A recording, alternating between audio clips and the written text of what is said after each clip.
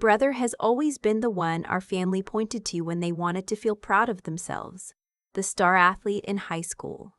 The one who got a full ride to State University while I took out loans and worked weekends at a diner. The one who married well. His wife Cassandra comes from money, old Connecticut money, the kind that doesn't talk about itself, and now they live in a 4-bedroom colonial in a suburb where the HOA fees alone cost more than my monthly rent. My brother's name is Kyle, and for as long as I can remember, Kyle has never had to ask for anything twice. I'm Nora. Wait, no. I'm 31 years old. I'm a licensed physical therapist. I have a 1-bedroom apartment that I love. A cat named after a Fleetwood Mac album. And I have spent the better part of my adult life being the family's backup plan. That's not an exaggeration. It's just math. When Kyle and Cassandra needed someone to watch their kids, they have 3, ages 4, 6, and 8, they called me. Not asked. Called. The way you call a plumber when a pipe bursts, there's an assumption embedded in the call that you will show up with your tools and fix the problem and then leave quietly. And for years, I did. I told myself it was because I loved my nieces and nephews. I told myself it was because family helps family. I told myself a lot of things in those years that I no longer believe. The shift happened slowly, the way most important things do. I started noticing the pattern. It was always Kyle's schedule that mattered. It was always Kyle's plans that couldn't be moved. And it was always my time. My weekends, my evenings, my carefully planned days off that got folded up and put away so that Kyle and Cassandra could do whatever they decided to do next. I brought it up once, a couple of years ago, at my mom's kitchen table. I said something like, I feel like I'm always the one who adjusts. My mom looked at me with this expression I've come to think of as her peacekeeping face and said, Sweetheart, you don't have kids, you have more flexibility. As if my time had less value because I hadn't reproduced. As if flexibility meant available. As if I hadn't just worked 5 12-hour shifts in a row and driven 40 minutes to their house to watch 3 kids for a long weekend so Kyle and Cassandra could go to a resort in Scottsdale. I didn't push back that day. I just nodded and helped clear the table. I started therapy about 18 months ago. Not because of Kyle specifically, but because I kept finding myself saying yes to things I desperately didn't want to do and then lying awake at 3 in the morning feeling like I was slowly disappearing. My therapist, I'll call her Dr. P because she's a private person and I respect that, has this phrase she uses when I describe the family dynamic. She calls it the invisible tax. The idea that some people in families are quietly expected to pay a cost that others are never even billed for. I had been paying that tax for years without ever seeing the invoice. By last fall, I had started practicing saying no. Small things at first. Couldn't make it to Sunday dinner because I had a work commitment. Wasn't available to drive my mom to her hair appointment because I had plans. Each time I did it, my heart hammered like I was committing a crime. But nothing catastrophic happened. People adjusted. The world kept turning. So when Kyle called me in early December and said he wanted to talk at Thanksgiving, which we were all doing at my parents' house in Ohio, 2 hours from where I live, I didn't think much of it. I figured it was something about Christmas gifts, or maybe he wanted to coordinate travel. Kyle can be weirdly logistical about holidays. I drove up the Wednesday before Thanksgiving. My parents' house smells like it always has. The faint ghost of my dad's wood smoke from the fireplace, my mom's apple cider candles, the specific warmth of a house that's been lived in for 30 years. My nieces and nephews tackled me in the hallway. Juniper, the 6-year-old, had lost a tooth and wanted me to inspect the gap immediately. I did. It was very impressive. Dinner that night was good. My mom makes her grandmother's cornbread stuffing, and it is genuinely one of the best things I've ever eaten. We talked about nothing in particular. Kyle was charming in the way he always is at family gatherings. Telling stories, laughing loud, making my dad beam. Cassandra was on her phone a lot, but she usually is. I slept well that night. I didn't know it was the last night for a while that I would. Thanksgiving itself was fine. Long, full.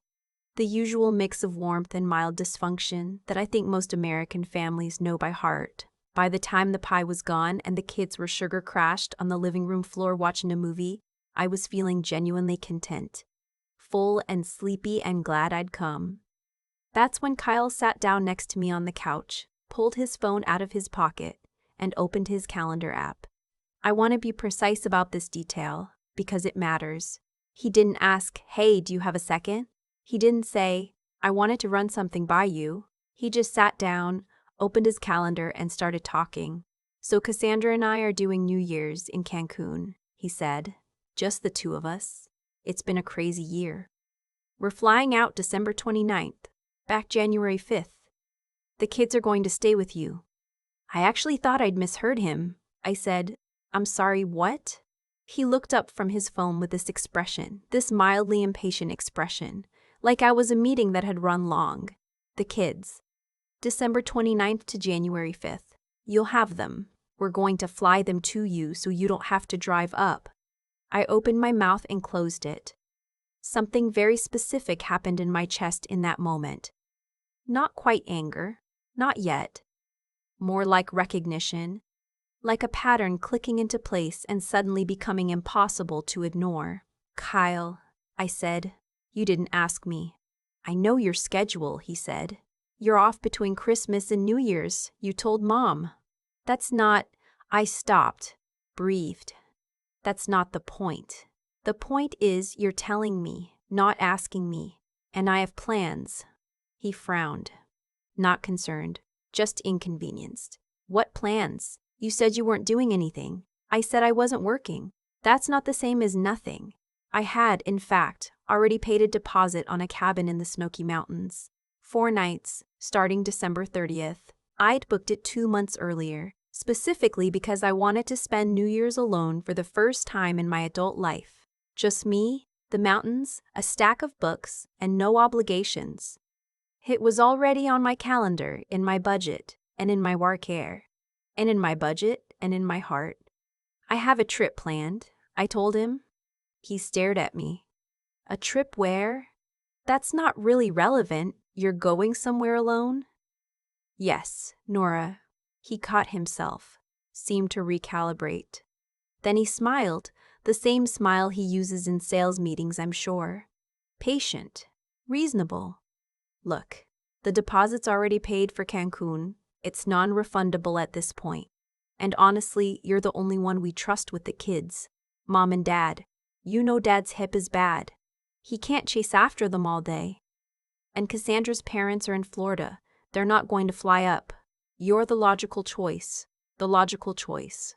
I noticed my hands were very still in my lap. "I understand the deposit is paid," I said. "But I'm not available. I have my own trip." Something shifted in his face then. The salesman left.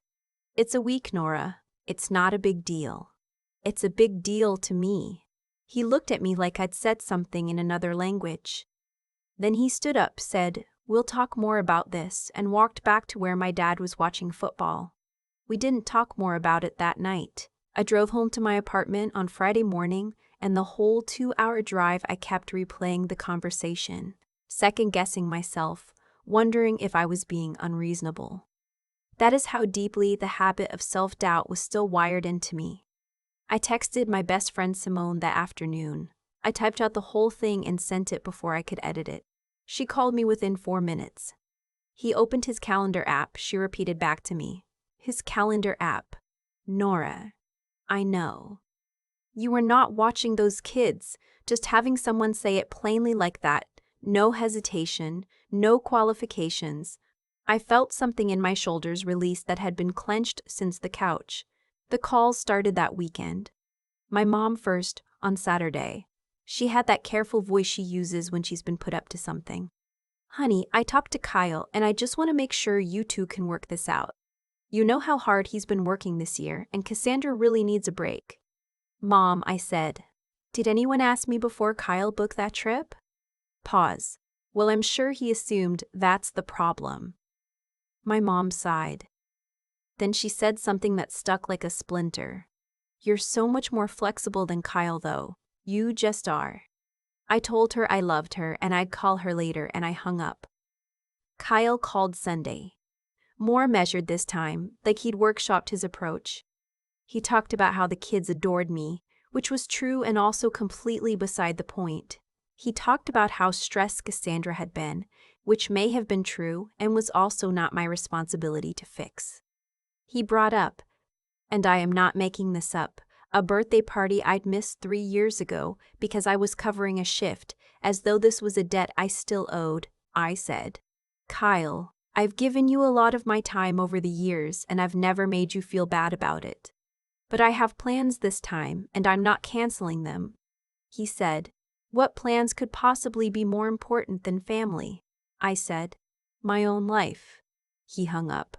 The next week was uncomfortable in the specific way that comes from a family that doesn't like conflict, but also doesn't like being told no. My dad called and gave me a speech about how family shows up for each other. My aunt texted me, and I don't even know how she found out, but she sent a paragraph about how she used to babysit for weeks at a time and she never complained. I did not point out that she'd also been paid. I had a session with Dr. P that Wednesday. I told her all of it. She listened without expression until I was finished, and then she said, "What are you afraid will happen if you hold the boundary?" I thought about it honestly. That they'll be angry. And they're angry. She smiled a little. So the thing you were afraid of is already happening, and you're still standing. I went home that night and looked at my cabin reservation and felt the specific joy of seeing it still there, still mine, the check-in date in clean black numbers on my screen. On December 28th, I finished packing. I had my books, my hiking boots, a ridiculous amount of snacks from Trader Joe's, and a bottle of decent red wine I'd been saving for something that deserved it. I wrote a note and I taped it to my apartment door. It said, "I'm not available. I'm away. I hope you and Cassandra have a wonderful trip. The kids deserve parents who plan ahead for their care. Please make arrangements accordingly. I love you." I'd written 12 drafts of that note. That was the one I kept. I wasn't entirely sure Kyle would actually try to drop the kids off. I thought there was maybe a 30% chance, which is why, I'll admit, I did something that probably didn't make logical sense. I left at 6 in the morning on December 29th, 4 hours before they were supposed to arrive, just so I wouldn't be there. I didn't want to see their faces. I didn't want to waver. Simone texted me at 10:15. They showed up. I was somewhere on I-40 in Tennessee watching the landscape open up into something wider and quieter, and I pulled over at a rest stop and just sat for a minute. "What happened?" I typed back. Kyle read the note. "Then he called your mom. Then he called you apparently. Your phone off?" It was. I put it on Do Not Disturb before I crossed the state line. "They're figuring it out," she sent. Kyle called their neighbor apparently. And Cassandra's mom is flying up after all. Turns out it was possible. I sat in that rest stop parking lot for a few minutes, watching a family with a golden retriever get out of an SUV to stretch. The dog was extremely happy about the grass. I thought about how I had spent years assuming that if I didn't do something, it wouldn't get done. That I was somehow load-bearing in a structure that would collapse without me. And here was the truth of it. They found another way within 2 hours. They'd always been able to find another way. I drove the rest of the way to the cabin.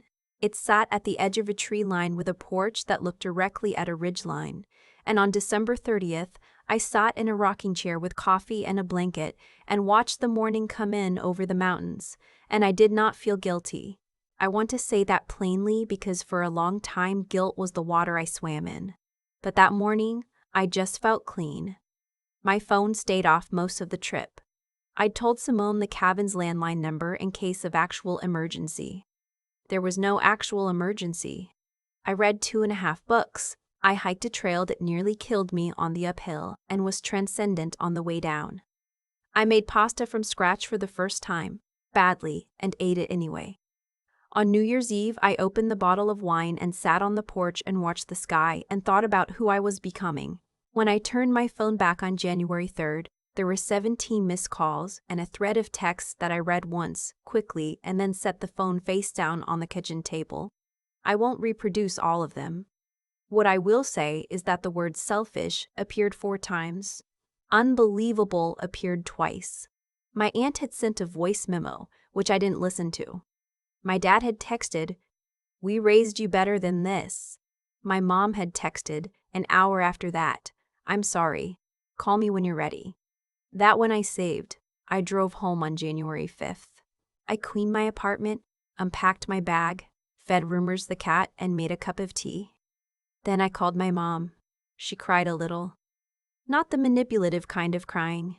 The sad, tired kind. The kind that comes from someone who knows things got out of hand and isn't sure how. She said, "I think I've let it go on too long." She meant the dynamic, the assumption, the invisible tax. I don't know if she fully understood what she was saying, but she said it. I told her I wasn't angry at her. That was true. I told her I needed things to change. That was also true. She asked if I talked to Kyle. I said not yet. Maybe eventually, but not yet. I had a session with Dr. P the following week. I told her about the cabin, the porch, the mountains, the wine. I told her about coming back and reading the text and sitting with it. She asked how I felt. I thought about the word for a moment. Not relieved, though I was that. Not victorious, though some part of me understood the weight of what had shifted. Recovered, I said finally. Like I've recovered something. She nodded like she'd been waiting for exactly that word. It's been about 5 months now. Kyle and I have spoken twice, both times civilly and briefly. He has not asked me to watch the kids since. I don't know if that will last, but I know something that wasn't true a year ago. I know what I'll say if he opens a calendar app in front of me again. My dad and I had a longer conversation in February, on the phone, about 45 minutes. He said some things that surprised me. That he hadn't realized how much I'd been carrying. That he'd assumed I didn't mind, because I never said anything. I told him that was exactly the problem, and he was quiet for a moment, and then he said, "You're right." 2 words. It was enough. My mom and I have dinner together now, just the 2 of us, once a month. She drives down to my city, which is something she never did before. We talk. Really talk. Not the surface version. I'm learning who she is outside of the role of family peacekeeper. And I think she might be learning the same about me. The cabin is booked again. This time it's in October, peak leave season, and I've already started a list of books I want to bring. I don't tell the story because I want sympathy, or because I want people to think badly of my brother. I tell it because for a long time, I believed that the only way to be loved by my family was to make myself endlessly available to them. That love and sacrifice were the same thing, that my time didn't count unless it was given away. I don't believe that anymore. And the thing is, nobody took that belief from me. I just finally put it down.